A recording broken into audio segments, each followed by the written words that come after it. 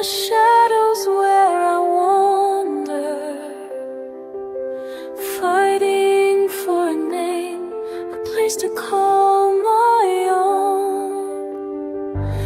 Lost in battles torn asunder, fragments of a past so far from home.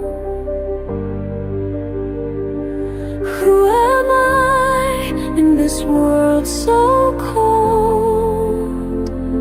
Chloe, please, will you set me free? A whisper in the dark, a story left untold. Tell me my truth, who am I meant to be?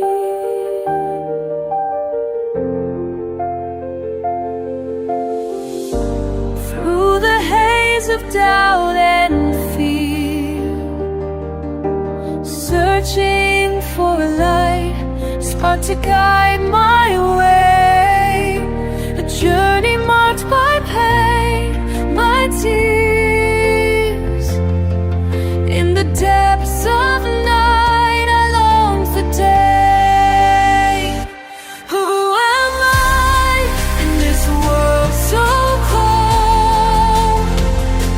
Chloe, please, will you set me free? A whisper in the dark, a story left untold. Tell me my truth, who am I meant to be?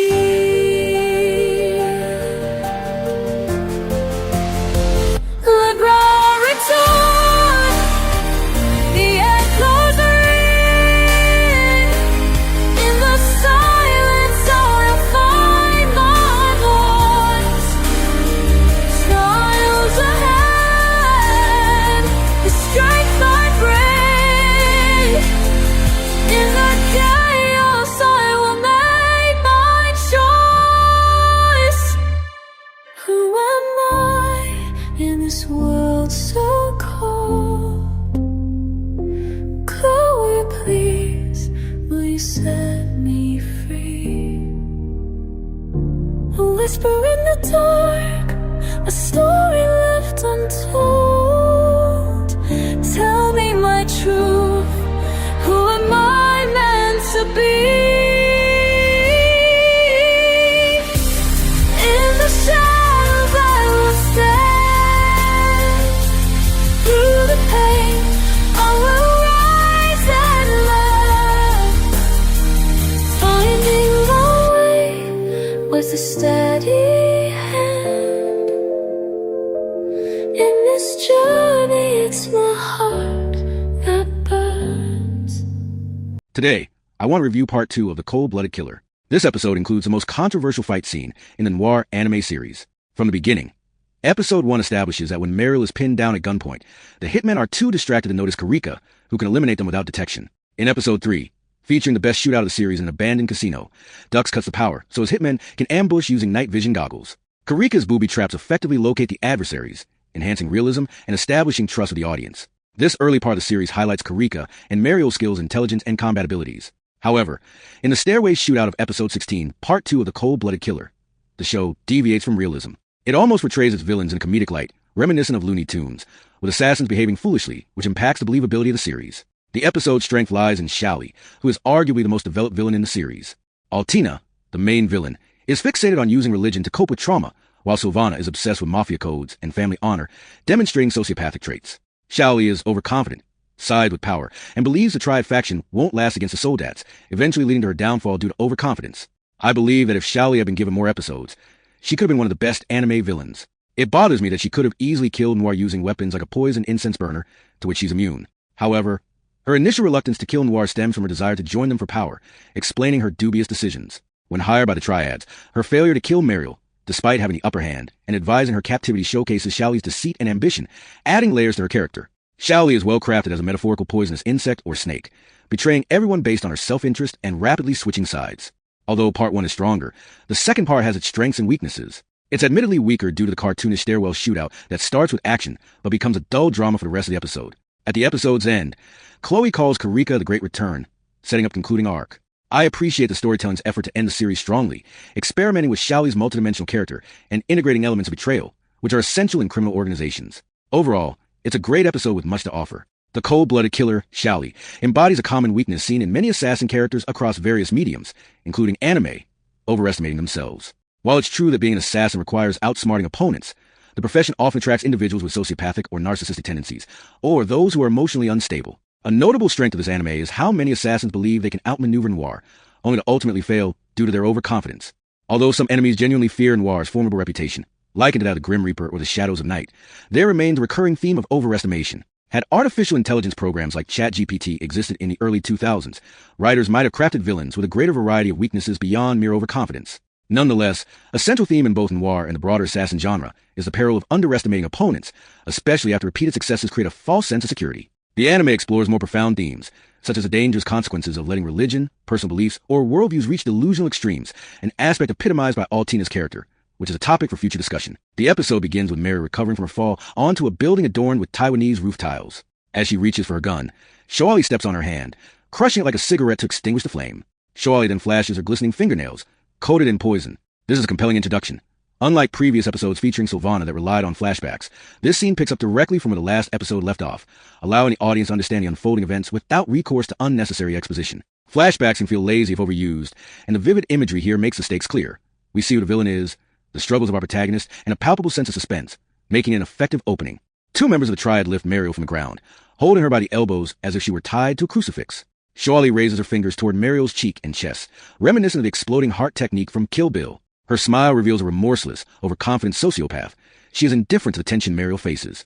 The theme of the cold-blooded killer plays in the background, energetic with Arabic chanting and drums. While it's unclear if the chanting is indeed Arabic, it certainly sounds like foreign lyrics. Research indicates that Yuki Kajura intentionally avoids using Japanese or English lyrics to prevent distraction from the dialogue, instead opting for a distinct sound that conveys emotion without explicit meaning. This song evokes a sense of unease, yet its energy contrasts with typical unsettling music that stretches out tension. Here, the intensity feels like watching a bomb fall, signaling disaster is imminent for Noir. One triad member urges Xiaoli to kill Mariel and get over with, but she suggests using her as bait, confident that the other members of Noir will come to rescue her partner. It's important to note that none of the triad members or Xiaoli are aware of Chloe, the third member in Noir, which gives them a false sense of security. When a member remarks that this is why they call her the cold-blooded killer, I find it somewhat cliched. The trope of using a character as bait to draw out their partner has been done countless times. Think of the Green Goblin targeting Mary Jane in Spider-Man or the Joker in The Dark Knight. Labeling Xiaoli as the cold-blooded killer for employing this tactic feels lackluster and mediocre. However, I can see how the sadistic delay in someone's death might add a layer of emotional torment for Mariel, especially if they plan to kill Karika in front of her. A notable aspect of Noir is how characters often rely on psychic premonitions or intuition. This is integral to the series, focusing on Mariel, Chloe, and Karika acting on instinct, while Altina, the high priestess of Soldats, has visions that grant her an advantage. In this episode, Chloe must depend on her intuition to leave Altina's manor without permission, knowing that Mariel and Karika's lives hang in the balance. The reliance on intuition not only aids them in their missions, but also contributes to their development as assassins, allowing them to become emotionally detached from killing. This element introduces a mystical aspect to Noir. The scene cuts away to Karika, flashing back to her leaping away from a grenade, with a gun pointed at her head, just as Chloe throws a knife to save her. This dynamic introduction keeps the energy high. Afterward, Chloe reveals her intention to help Karika, prompting Karika to rise and aim her gun at her. Chloe smiles, admiring Karika, while Karika appears concerned and uncertain of Chloe's identity. The horizontal pans reminiscent of spaghetti westerns build tension, leaving the audience uncertain of their fate. Karika asks Chloe a question, but the scene shifts to more triad members rushing toward the building with guns drawn. Chloe tells Karika that this isn't the time for conversation. Karika shouts Mariel's name, sensing her partner is in peril. Chloe nods in understanding, and they both flee just before the gunmen arrive. This sets up the episode's narrative. The three members of Noir must unite, as the triad currently hold the upper hand. Additionally, Karika must learn to trust Chloe. The cold-blooded killer theme continues in this scene, connecting the peril Mariel faces with the struggles of Chloe and Karika.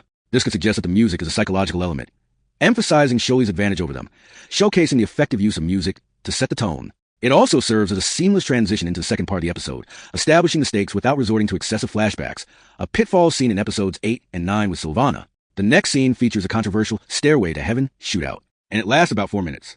It begins with triad members descending the stairs toward their vehicles, with Mariel as their hostage.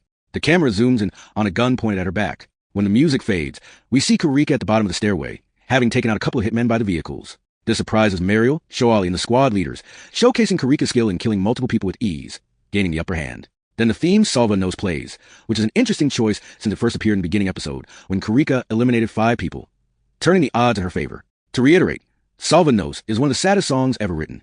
It's about a person begging for God to grant them the release of death, sung in Latin, akin to Gregorian chants. This adds a layer of complexity.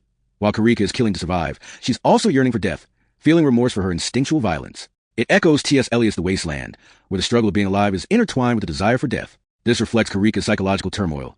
She fights to save her partner, seeks to uncover her origins, and is indifferent to her own demise, all while being molded into a child soldier by the soldats.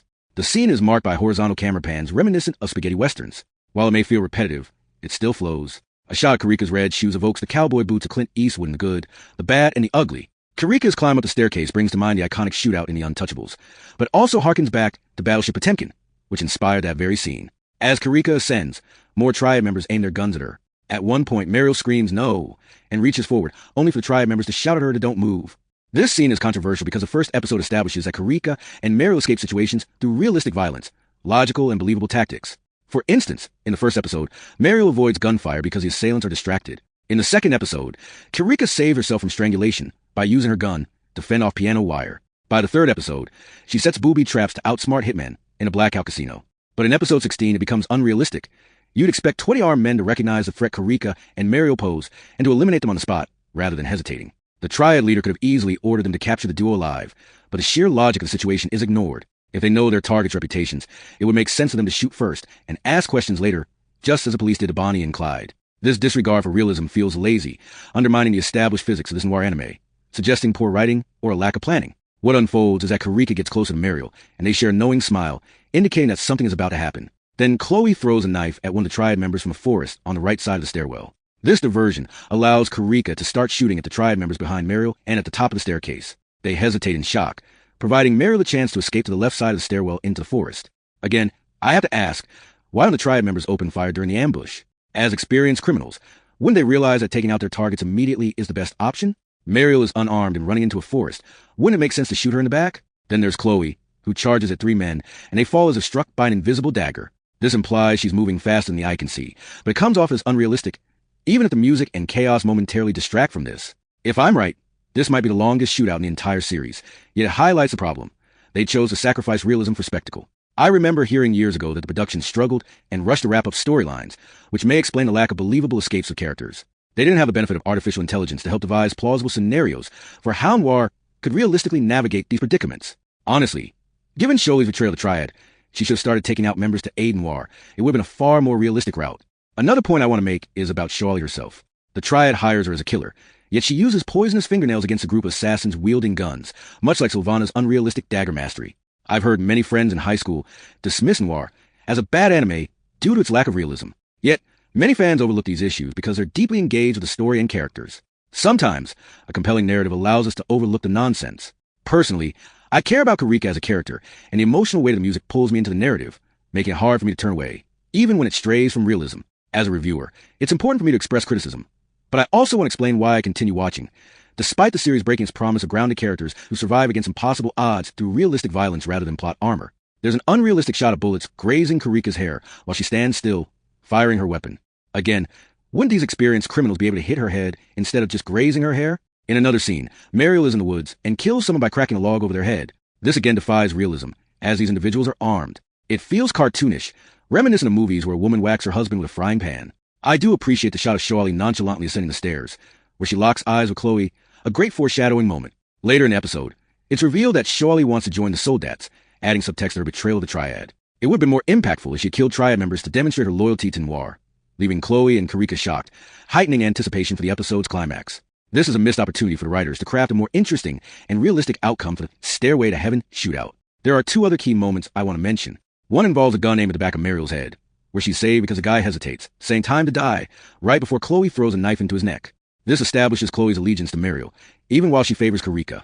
The final part of the shootout shows multiple Triad members surrounding Karika, yet she kills them effortlessly. The ending shot of Karika surrounded by 20 dead men is striking, reminiscent of Uma Thurman in Kill Bill, emphasizing her danger. However, it's hard to overlook the fact that she unrealistically takes out 20 people. Mariel picks up a gun and a cell phone from Yen, the squad leader with big black sunglasses. Karika rushes over to her, relieved, saying, "Thank goodness you're all right." Her reaction is almost like that of a little sister discovering her older sister is back in the hospital.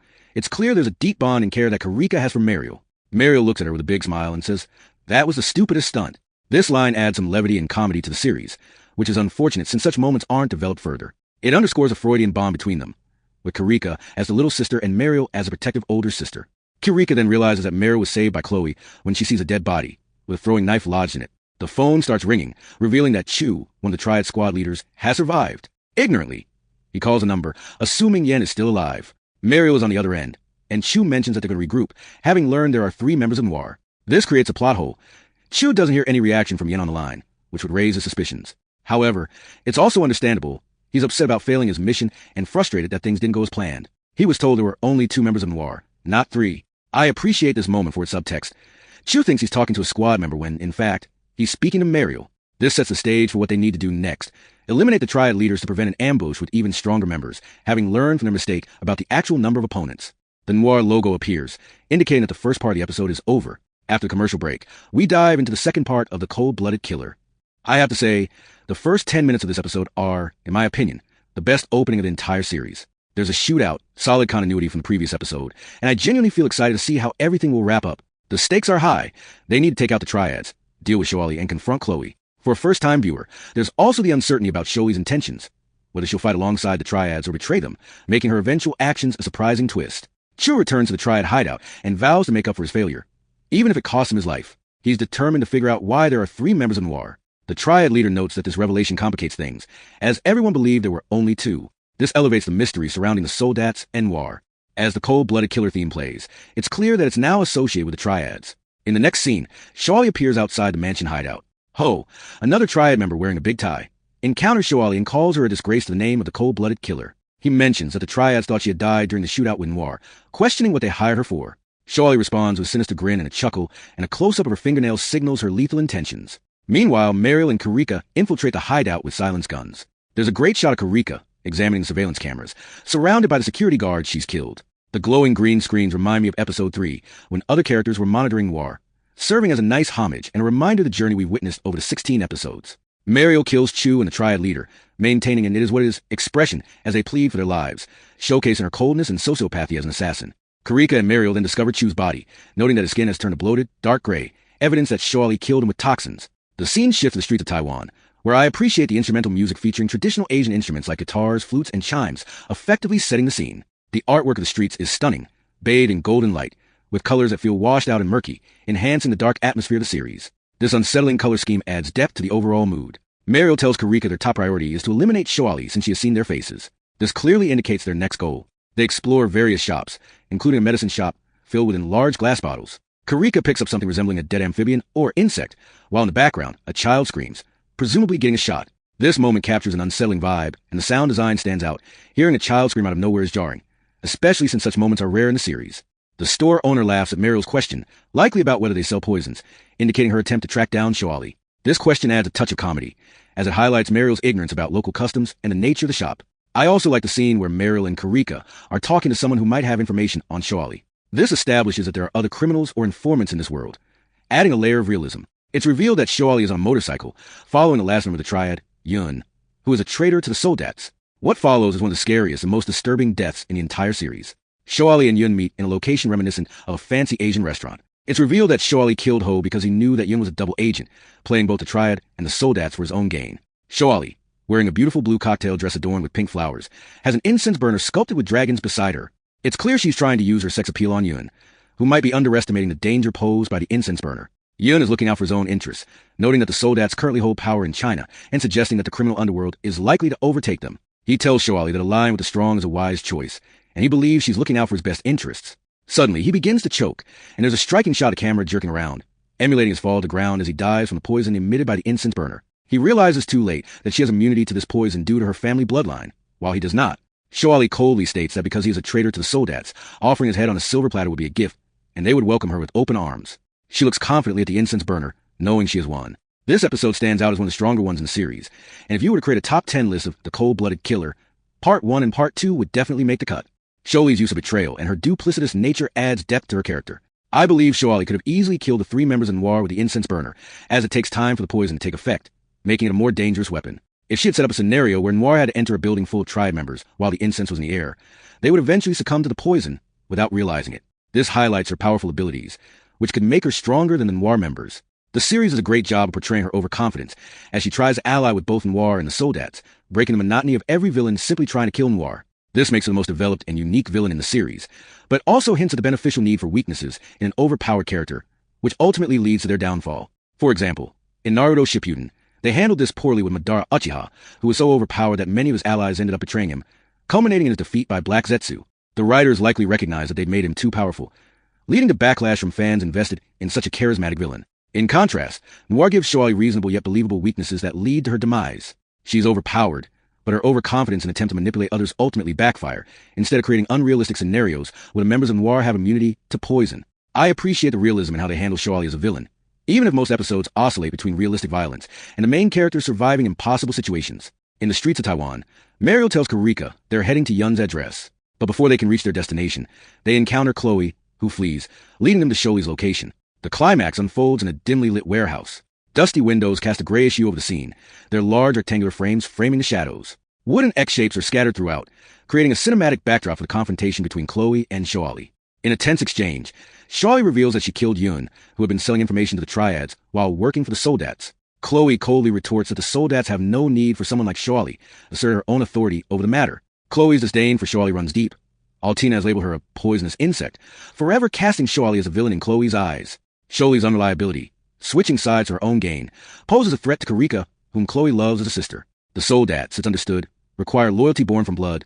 There's no initiation for outsiders. This only heightens the allure of Kurika, Chloe, and Mariel in the context of the Noir Great Return prophecy. As the confrontation escalates, Shoali, enraged, lashes out with her poisonous fingernails. Chloe deftly dodges and surprises Shoali by grabbing her wrist. In this moment, Chloe offers Shoali a chance at redemption, but only fuels Shoali's fury. With a swift motion, Chloe retaliates, slashing at Shoali, calling her the poisonous insect, and Shoali falls lifeless to the ground. Chloe, hearing the guns of Kurika and Mariel drawn behind her, feels the tension rise. Mariel, with a gamble on the cold-blooded killer, hopes that threatening Chloe will elicit critical information about the Soldats. In a surprising turn, Kurika drops her gun and approaches Chloe, believing that peace and reasoning might coax the truth from her. This mirrors Kurika's earlier attempts to calm Chloe and echo their shared past. "Please tell me, Chloe, who am I?"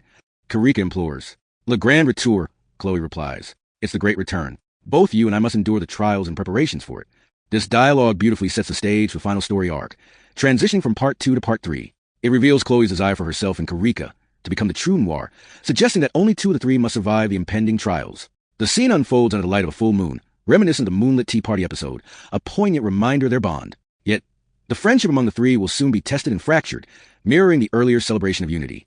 This foreshadows a brutal struggle for survival, where the bonds between them will be strained, ultimately leading to a new alliance forged in the ashes of their friendship. In the final moments, we see Chloe sleeping peacefully in the manor, while Altina watches over her, gently placing a blanket across her body. This tender scene parallels Mariel's nurturing actions towards Kurika earlier in the series, reinforcing the deep connections among them. It suggests that the bond extends beyond just the 3 Noir members, hinting at the familial ties that bind Altina to them. This episode marks a transition from Shoali, the last of the week's villains, to a deeper narrative focused on the looming conflict with the Soldats. The remaining episodes will delve into complexities among Kurika, Chloe, Mariel, and Altina, culminating in a conclusion that transcends the episodic format. In my opinion, this episode masterfully balances critical information with emotional resonance, paving the way for the final arc. It evokes a sense of melancholy, as viewers realize that the series' conclusion is drawing near. We have journeyed with these characters across the globe, and now, everything is converging toward a climactic end. In conclusion, The Part Killer Part 2 effectively concludes what I consider the second part of the anime, introducing Chloe and explaining to Kurika that she is the Great Return. This revelation indicates that they must undergo a religious ritual, which serves as a prelude to the third segment of Noir, spanning episodes 17 to 26. I appreciate how episode 10, marking the start of the second part, introduces Chloe and her claim of being the true Noir. This declaration keeps viewers in suspense about its meaning. Then, in episode 16, Chloe concludes by revealing that she and Kurika are the Great Return and must partake in a ritual. This is an excellent use of dialogue, with characters disclosing pivotal information at specific moments. Sometimes, significant statements are elaborated upon only at the right time, enhancing their impact. A great parallel can be drawn with Samuel L. Jackson's character in Pulp Fiction. He recites Ezekiel 25 verse 17 at the beginning, initially interpreting it as something to say before committing a violent act. By the film's end, he reinterprets the passage, recognizing it as a struggle between opposing forces within himself. Similarly, in Noir, Chloe's declarations about being the true Noir and eventually revealing the Great Return repeat this pattern of strategic dialogue placement. When these lines are revisited, they are imbued with a deeper meaning, much like Jackson's recitation in Pulp Fiction. The Stairway to Heaven shootout in this episode appears inspired by spaghetti westerns, featuring shots of Karika's red shoes, the camera panning across her eyes, close-ups of guns, and a build-up of suspense. This imagery evokes films like The Good, the Bad, and the Ugly, Django, and The Mercenary. Noir, influenced by Luc Besson's works such as The Fifth Element, Lion, The Professional, and La Femme Nikita, reflects these cinematic roots. However, the fight sequence lacks realism, falling into the trope common in gunslinger anime where incompetent henchmen ensure the protagonists survive against odds. Such unrealistic survival scenarios, like hesitation during a critical shot or miraculous misses, can disappoint the audience expecting a more realistic portrayal, as early episodes set a different precedent. Xiaoli emerges as one of the best villains in the series. Her motivations well-developed. Her betrayal of the triads in favor of the soldats is intriguing. Few antagonists in the series, aside from Altina, have such depth. Her decision during the Stairway to Heaven shootout, where she doesn't help but instead aims to join the more powerful soldats, showcases her sociopathic tendencies. She prioritizes her interests over loyalty, characteristic of survival in the criminal underworld. Yet, her overconfidence and emotional immaturity eventually lead to her downfall, as she underestimates foes like Chloe. The series excels in mystery, with Mireille and Karika tracking down Xiaoli and encountering Chloe. This contributes to a detective story atmosphere, as they continuously research and pursue various villains. I also admire the cinematography of Taiwan depicted in the series, with neon-lit streets bathed in golden streetlight, and the warehouse finale that features a motif of squares and X-shapes. The show displays a keen understanding of composition and influences from both noir films and their stills. The episode's musical score powerfully supports Karika during the shootout, underscoring the storyline of a young woman on a quest to discover her identity. Overall, this episode serves as a strong conclusion to this chapter of the series. I'm eagerly anticipating the final part of the show, even though witnessing Karika's arduous journey. She emerges as one of the most empathetic and psychologically developed characters in Japanese anime.